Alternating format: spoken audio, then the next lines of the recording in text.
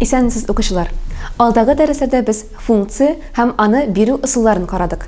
Бүгенге дәрестә функцияның аерым бер төре сызыкча функцияны карыйбыз. Билгеләмә.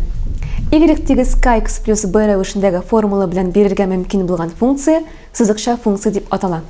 Биредә x бәйсез үзгәрешле, k һәм b саннар. Y тигез 1,15x плюс 1 сызыкча функцияның графигын төзик. Моның өчен x һәм y үзгәрешләренең тиңдәшлек кыйммәтләре таблицасын төзик. Без x-ның кыйммәтен ирекле рәвештә -4 һәм 4 аралыгында адым сайын бергә арттыра барып сайладык. Аргументның кыйммәтләренә тиңдәшле функция кыйммәтләрен исәпләп табабыз. Аннары ox, y координаты ясалыгында исәпләнелгән x, y координат нокталарын билгелик. Графикны төзеп күрәбез. Димәк, сызыкча функцияның графигы туры сызык. Без геометриядән беләбез.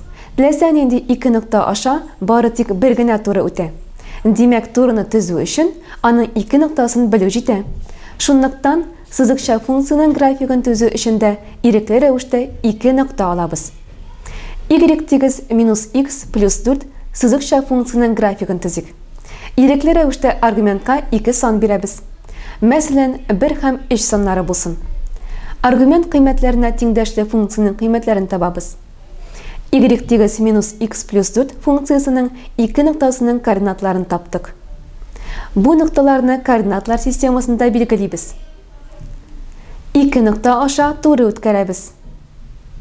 График төзелде. Y тигез 2x функциясын карыйк. Бу функцияда сызыкча функция булып тора. Биредә k 2-гә тигез, ә b 0-гә тигез. Гомуми рәвештә y тигез kx формуласы ярдәмендә күрсәтергә була. Игътибар итсәк, k ничә тапкыр артса яки кимесә, y та шул чаклы тапкыр арта яки кими.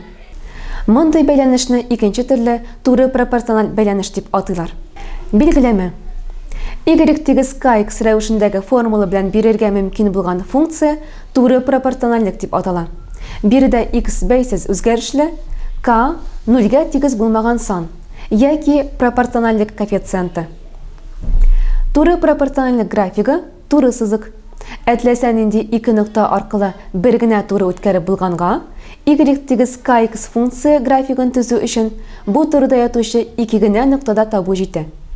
Теләсә нинди k пропорциональлек коэффициенты өчен, әгәр x 0-гә тигез булса, y 0-гә тигез була.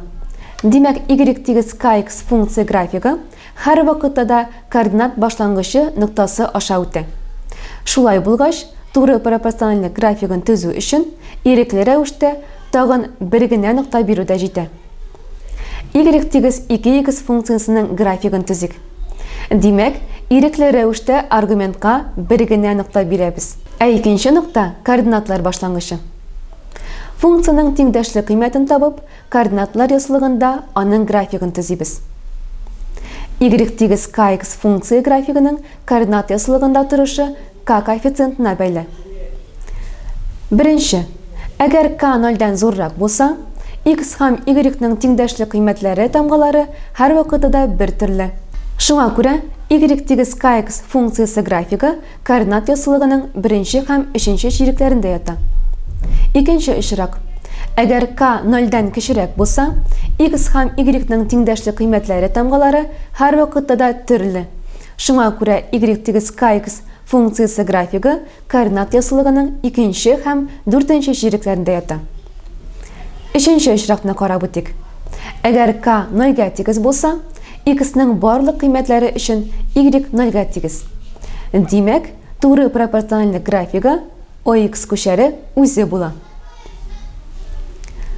Әгәр k 3-тән 1-гә, 1-гә, 3-кә, -3-кә, -1-гә һәм -3-тән 1-гә тигез булса, бер координат ясалыгында Y тигез kx бәйлелек графикларын төзик. K үзгәрү белән функцияның графигы да үзгәрә.